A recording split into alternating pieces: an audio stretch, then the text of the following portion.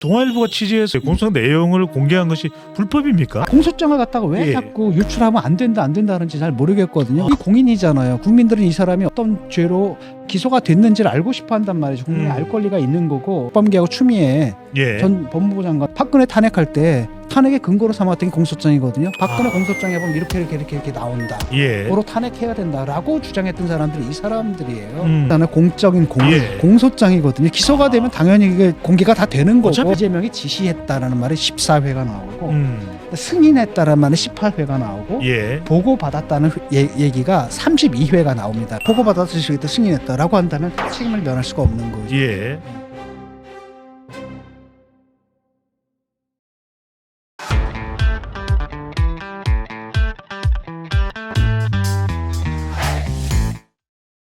설 연휴 기간 중에 가장 많이 도배됐던 뉴스가 공소장. 이재명 대표, 네, 공소장입니다. 이 김만배 관련해서 유동규 전 본부장의 발언 내용이라고 합니다. 공소장에 담겨 있는 내용인데, 김만배의 지분 절반을 예. 있는 조건으로 이재명 당시 성남시장이 승인했다. 물론 이건 보도 내용입니다. 네. 또 공소장의 내용입니다. 무슨 일입니까? 네. 그게 가장 핵심적인 내용인 것 같아요. 예. 그런데 이제 그 검찰이 그거 썼을 때 얼마만큼 근거를 갖고 이 부분은 아직 밝혀진 게 없거든요. 예. 먼저 이제 그 공소장 얘기부터 좀 했으면 좋겠어요. 음. 왜냐면 민주당에서는 뭐 공소장을 갖다 검찰에서 흘렸니 안 흘렸니 이런 예. 얘기를 하거든요. 그래서 제가 이제 보니까 법무부에서 입장을 냈죠. 검찰에서 흘린 적이 없다. 왜냐하면은 이 공소장이라는 게 기소가 되면 그 순간 피고인에게 송달이 되거든요. 예. 그게 1월 12일 날 기소가 됐어요. 그러니까 바로 그날 피고인들에게는 이게 송달이 됐습니다. 예. 그리고 나서 일주일 있다가 일주일 정도 기다려야 된다 그러더라고요. 예. 그다음에 국회 법사위 의원들이 요구를 한 거예요. 공소장을 내놔라. 여야 의원들이 다 내놔서 여야 예. 의원들한테 이게 갔거든요. 설명절 전이네요. 그렇죠. 11월 20일 날 제출이 된 겁니다. 국회에. 예. 그럼 그 제출된 걸 누가 받겠습니까? 여당 의원들하고 야당 의원들이 받는데, 예. 야당 의원들이 흘렸을 것 같지는 않고 아마 여당 의원실에서 내보냈겠죠. 아하. 그래서 보니까 동아일보에서 그걸 갖다가 단독이라고 하고 보도한 게 오후 7시 20분이에요. 예, 20일 금요일입니다. 그러니까 예.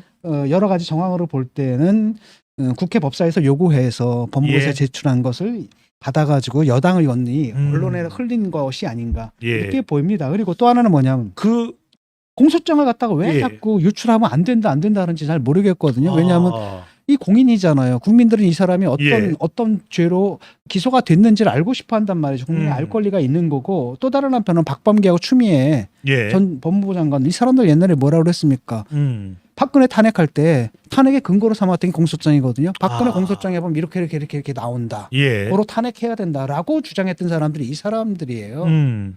그리고 그 밖에도 공소장 유출됐다고 이 사람들이 뭐라고 한 적이 있었나요? 인권유린 막 이러는데, 여태까지 모든 범죄에서는 공소장 다 유출돼가지고 모든 사람 다 알고 있거든요. 예. 한 번도 거기에 대해서 이의 제기한 사람들이 한 적이 없는 사람들. 이 사람들이 이의 제기할 때는 꼭 자기 사람들. 예. 자기 편이 범죄로 기소됐을 때 그때만 이의 제기를 한단 말이죠. 예. 교수님, 동아일보가 취재해서 20일 저녁에 예. 그렇게 7시 공소장 내용을 공개한 것이 불법입니까? 아니죠. 불법 아닙니다. 기소가 네. 아니 공소장이잖아요. 공적인 예. 공소장이거든요. 기소가 되면 당연히 이게 재판 과정에서 다 뭐랄까 그게 뭐죠? 공개가 다 되는 거고. 어차피 알려질 내용이네요. 예, 그리고 또 하나는 뭐냐, 피의 네. 사실 이거 뭐냐면 기소되기 이전에 흘리면 이제 피의 사실 예. 뭐 유출 이거잖아요. 유포. 근데 네. 기소가 됐거든. 아하. 그 다음엔 사실 뭐 법적으로 문제가 될 건 없는 거예요. 예. 그 다음에 또 하나는 뭐냐면 기소되기 전이다 하더라도 피의사실 유출, 이것도 사실 전 세계 우리나라만 존재하는 법이거든요. 아하. 그리고 우리나라에서도 한 번도 적용된 적이 없는 법이에요. 예. 사문화된 거죠.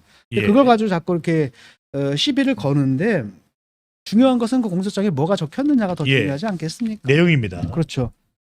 거기 보면 이제 대장동 사업과 관련해 가지고 예. 일단은 이재명이라는 이름이 146회가 등장해요. 하. 이재명.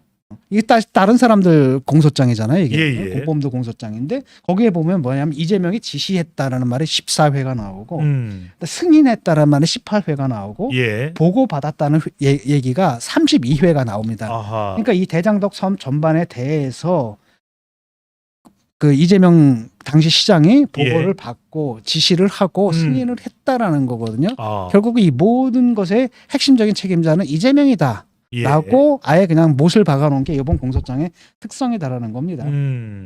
그 내용들 보게 되면 그거잖아요. 여러모로 이제 편의를 봐주거든요. 예. 원래 이제 1공단 그 공원화 사업을 하려고 그랬는데 그 수천억의 재정이 들잖아요. 돈이 없었던 거예요. 예. 라고 하니까 뭐라 그러냐면 이것만 해결해주면 일을 마음대로 다 해. 너희들 다 들어주겠다. 이렇게 얘기를 해버린 예. 겁니다. 그 다음에 자기 공약을 지키기 위해서 공약을 지킨다는 건 정책 자산을 삼겠다라는 거잖아요. 예. 그러니까 깜깜이 따져봐야 되는데 일단은 내 공약만 지키면 돼. 나머지 니들 알아서 해. 이런 식으로 편의를 예. 봐줬고 대장동 지구의 그렇죠. 1공단 지역에 공원만 들었으면 오케이. 네. 네. 그래서 그걸 갖다 연동시켜가지고 예. 그 편의 모든 이익을 몰아준 거고요. 결합 개발이 됐다. 그다음에 용적률과 임대주택 비율을 그걸 검토하라고 다시 검토하라 그런 거예요. 예. 그래서 용적률이 180%에서 195% 올라갔단 말이죠. 예. 그러면 이제 이놈들은 돈을 더 많이 벌 수 있는 거죠. 집이 5,089채에서 5,268채니까 200채 정도가 더 생기는 거예요. 예. 그게 아파트 값으로 생각해봐요. 얼마겠습니까? 아하. 네. 그렇게 했고 그다음에 그 과정 속에서 뭘 했냐면 임대주택 비중을 또 줄였어요. 그러니까 서민한테 돌아갈 부분들은 줄여버린 거죠. 오히려 늘리면 늘려야 될 텐데. 그렇죠. 줄여버린 거고 그래서 그 이익을 또 저들한테 몰아줬고 예. 또 하나는 뭐냐면 서판교 터널 예. 이게 원래는 2014년에 예정돼 있었거든요. 음. 근데 그 소식이 딱 들어가게 되면 거기서 땅값이 오를 거 아니에요. 예. 그러니까 이걸 갖다 공개를 안 한 겁니다. 그다음에 토지 다 몽땅 다 수용이 끝난 다음에 발표를 해요. 그러니까 이 대장동 일당들이 땅을 갖다가 아주 싼 값에 살 수 있었던 거죠. 여러모로 그냥 이익을 몰아준 건데 예. 그래서 결과 이제 자기들은 이제 확정이익으로 1,822억을 회수했다. 예. 단군 이래 최대의 뭐 공익 환수가 시적이다. 있다 얘기를 하는데 네. 실제로 대장동 일당이 가져간 것은 7,886억이에요. 7,886억이고 그런 다음에 이것도 이런 큰 이익이 남으려면은 예. 확정형이 아니라 뭡니까? 그때 또 옵션을 걸어놔야 되잖아요. 이 사업이 그렇죠. 잘 되면 다시 공익 환수하겠다. 연동형으로. 근데 실제로 그렇게 메리츠증권인가 거기선 그렇게 냈거든. 예, 예. 근데 걔네들은 떨어뜨리고 하나 이쪽으로 몰아준 거예요. 예. 그러니까 이런 모든 걸 봐도 결과적으로 이건 배임이고 이게 배임에 해당하는 거죠. 네네. 교수님 그 공소장이 누구를 피해자로 하고 있는 공소장입니까? 그러니까 지금 그 누구죠? 대장동 일당들이죠. 예, 예. 대장동 일당들 공소장이고 네. 나무 남욱하고 뭐 유동규. 유동규 뭐 김만배 네. 이런 사람들이고 김만배. 그다음에 또 하나가 뭐냐면 이건 자디장거인데 시장 선거에 예. 개입했다는 얘기가 들어가 있거든요. 예. 그러니까 쉽게 말하면 정진상한테 당시에 그 성남시장 재선 운동할 때 예. 정진상한테 선거 자금을 5천을 주고 2014년입니다. 그렇죠. 김용학한테 1억을 주고 예. 그다음에 댓글로 부대를 운영해서 이들이 막 댓글도 쓰고 예. 그다음 그 사실을 보고받았다.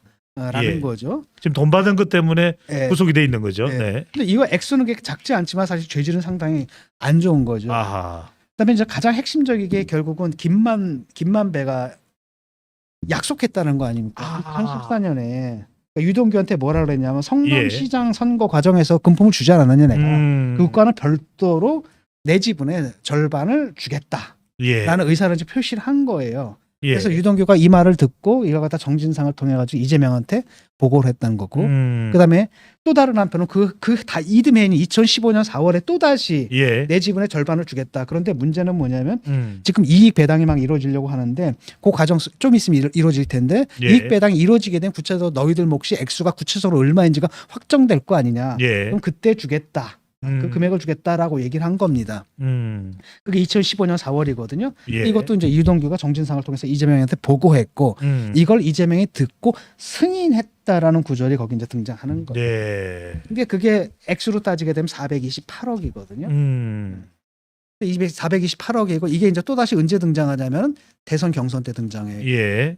그러니까 정진상이 가가지고 김만배한테 돈 달라고. 그러니까 김만배가 못 주겠다. 라고 하니까 이 자식이 미쳤나? 라고 얘기한 게 바로 그거라는 거죠. 아하. 이 428억이 그들의 노후 자금일 수도 있고 또 다른 한편으로 뭐냐면 예.